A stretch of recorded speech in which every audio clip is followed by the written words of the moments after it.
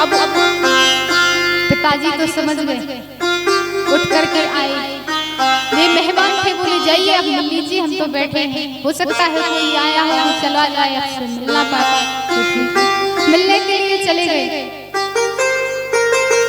कह करके वहां पहुंचे तो मार दिया। इसके बाद बोले बेटा तुमने तो इतनी सुंदर तरीके से कहा है कि कोई समझ नहीं पाया इस बात को, तो हमारी वृंदावन से जो सखी आई है वो आप सभी के समक्ष आ रही है, आप सभी उनका नित्य देखिए।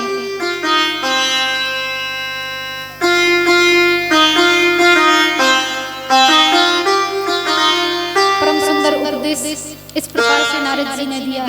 इसके बाद परीक्षित जी को सुखदेव जी ने प्रिय का प्रसंग सुनाया।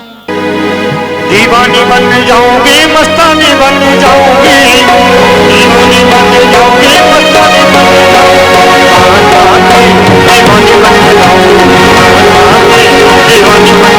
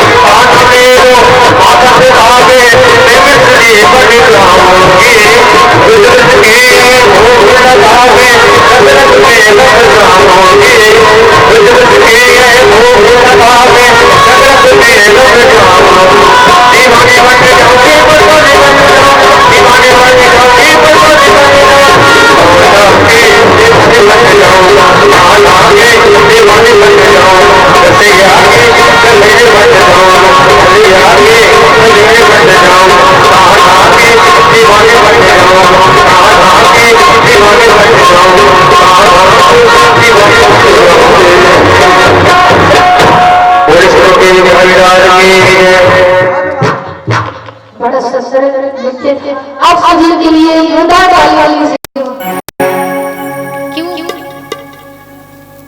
सर हमारे तालियां बजानी है ना शर्म को कल से घर पे रख करके आना। इस शर्म रहेगी ना तब तक कुछ नहीं होगा।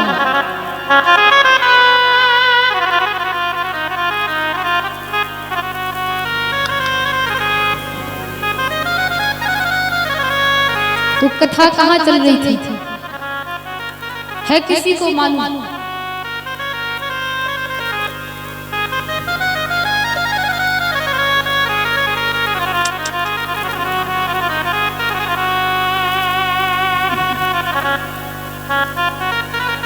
कथा कहाँ चल रही थी? कुछ तो बोलो।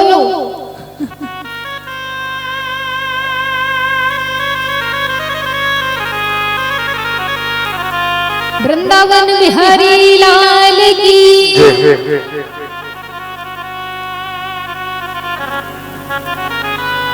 तो अब हम चलते हैं प्रिय व्रत के चरित्र पर। प्रिय व्रत का मतलब क्या है? प्रिय व्रत का मतलब होता है प्रतिज्ञा। जैसे हम व्रत करते हैं ना, सोमवार का व्रत रखते हैं, कोई एकादशी का व्रत रखते हैं, नाना प्रकार के व्रत रखते हैं। तो वो व्रत मतलब होती है प्रतिज्ञा। प्रतिज्ञा ऐसी कि आज से हम प्रण लेते हैं कि जीवन में हम कभी झूठ नहीं बोलेंगे। प्रतिज्ञा मतलब व्रत। प्रिय व्रत, प्रिय का मतलब सुंदर और व्रत का मतलब प्रतिज्ञा। प्रिय व्रत के पुत्र है अग्निमित्र। वो अग्निमित्र के पुत्र हुए वो नाभि के पुत्र है ऋषभ। ऋषभ जी के 100 पुत्र सबसे बड़े पुत्र का नाम है भरत।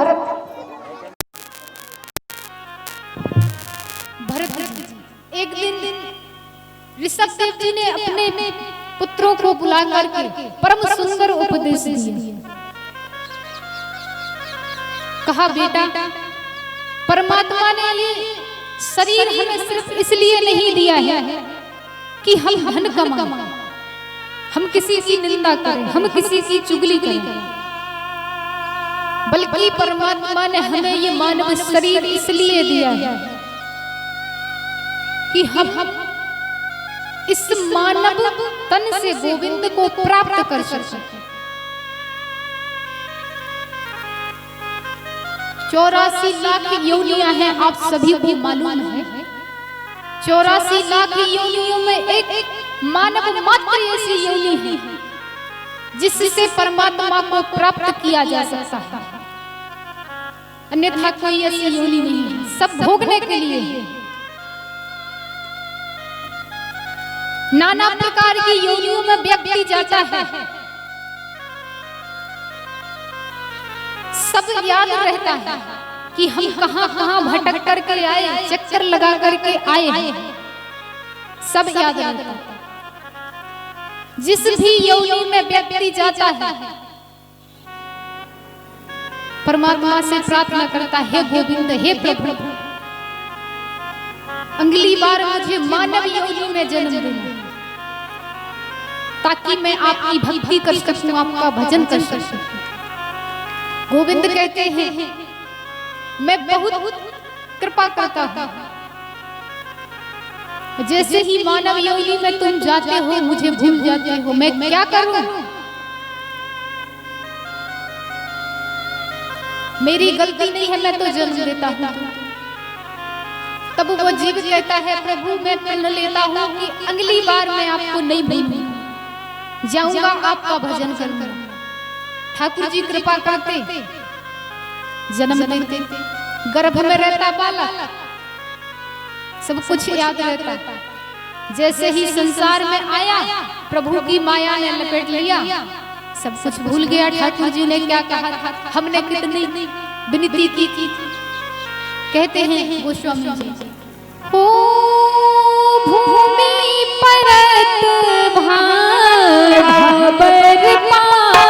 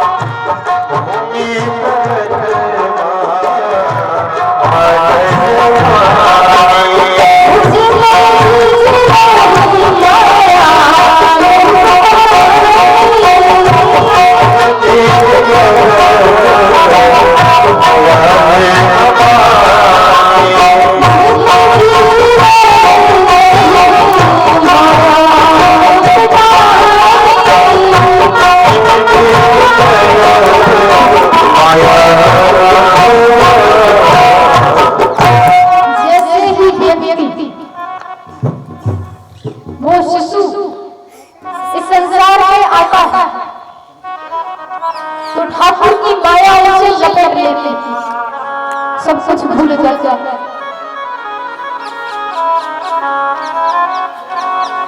बचपन बीत गया, युवा अवस्था आई, जवानी आई, बुढ़ापा आ गया, अभी तक भजन नहीं हुआ। क्यों? क्योंकि माया ने ऐसे लपेट लिया है कि प्रयास भी करे फिर भी नहीं सीख पाता।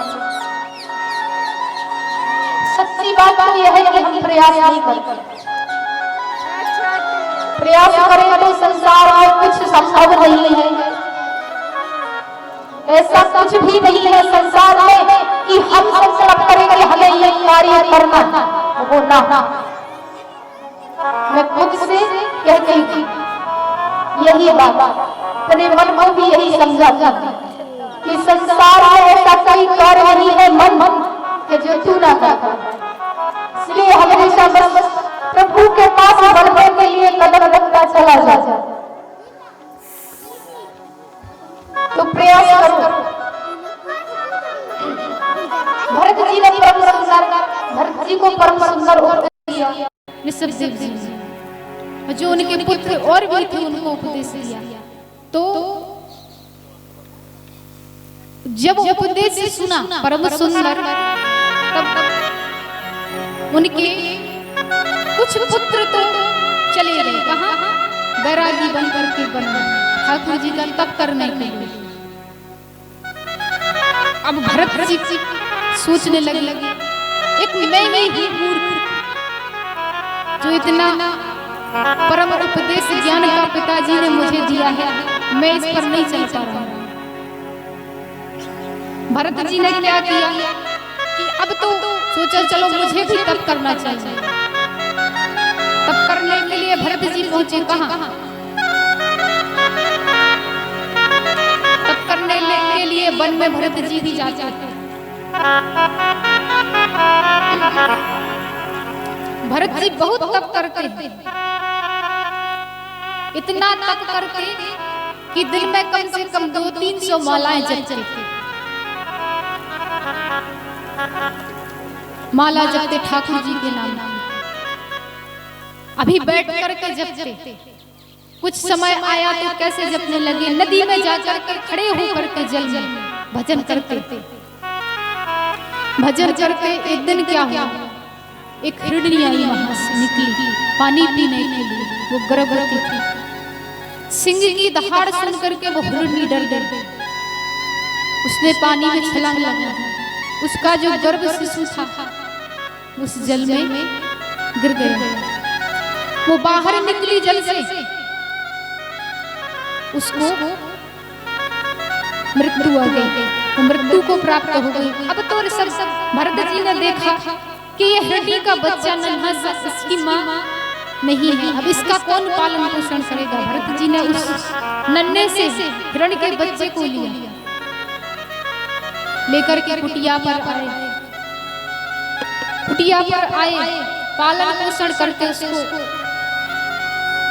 बच्चे की तरह पालते। समय बीता, जो 200-300 माला जपते भरत जी। अब तो मन इतना लगा उस हिरण के बच्चे में कि माला छूट गई। दिन में 50 माला जपते, धीरे धीरे वो 50 माला भी छूटने लगी। मन लग गया उस हिरण के बच्चे में। अंत समय जब भरत जी का आया ना, तो भरत जी सोचने लगे, मैं जा रहा हूं प्रभु के धाम। अब मेरे बाद इसकी रक्षा कौन करेगा। इसे तो सिंह आकर के खा जाएंगे, नाना प्रकार के हिंसक जानवर हैं, इसको खा जाएंगे। अब क्या किया जाए। कहते हमने देखो कल भी बताया,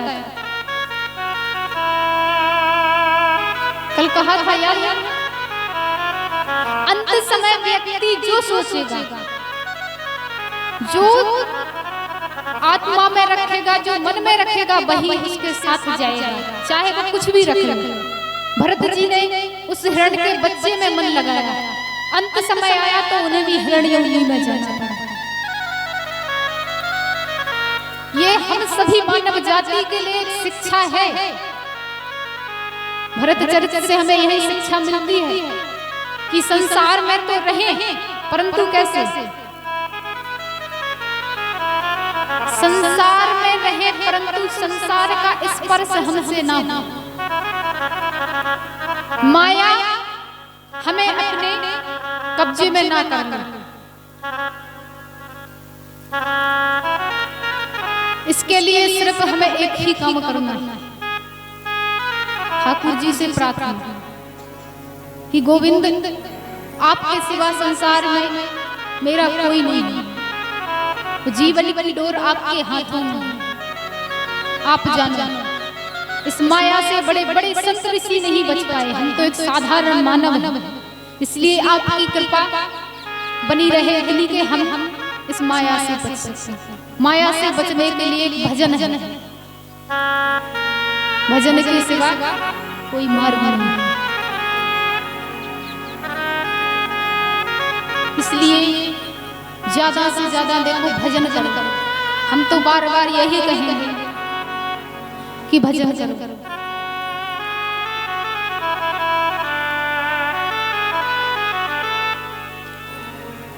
बोलिए वृंदावन बिहारी लाल की जय।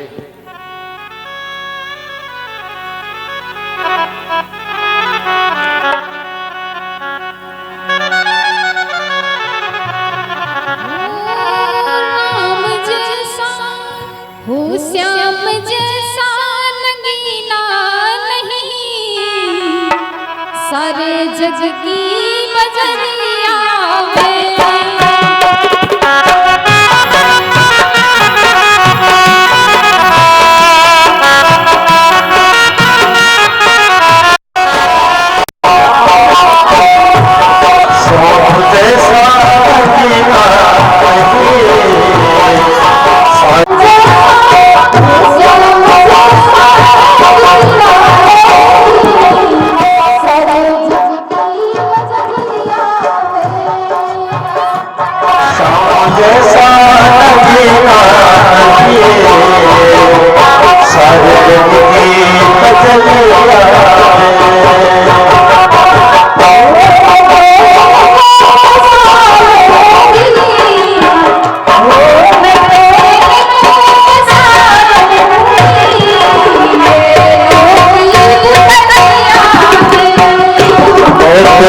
को जसा नैनों की तरंगा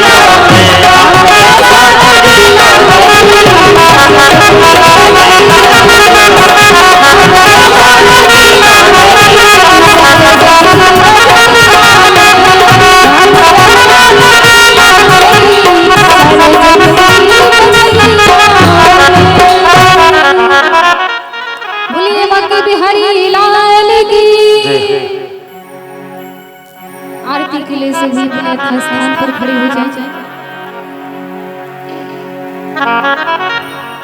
आरती के लिए सभी खड़े हो जाएं।